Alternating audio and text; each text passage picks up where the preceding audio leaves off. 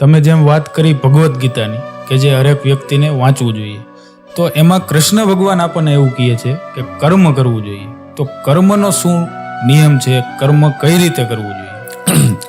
સાહેબ, કર્મ એ છે કે જે કર્યા બાદ કોઈ પણ જાતનું કોઈને નુકસાન ન થાય એવી પહેલા તો અંતઃકરણથી ભાવના પેદા કરવી.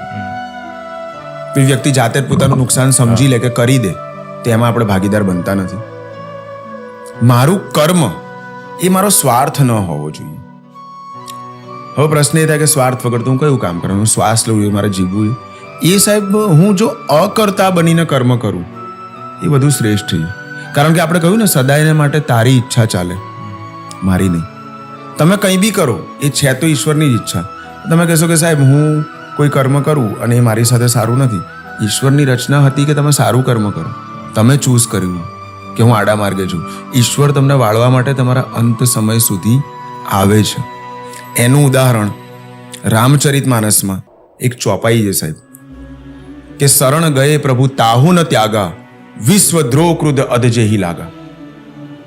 સાહેબ, આખા વિશ્વનો દ્રોહ તમારી પર લાગી ગયો હોય, દુનિયામાં જીવ માત્ર તમારાથી નફરત કરતું હોય, અને જો સાહેબ તમે પ્રભુની શરણમાં જતા રહો તો પણ તમને એ માફ કરવા માટે વચન આપે. પરંતુ આપણે આપણી ચલાવવા જઈએ ને પછી કર્મ સાઈડમાં જતું રહે છે અને આપણા કર્મના ફળો આપણી સામે આવીને ઊભા રહે છે.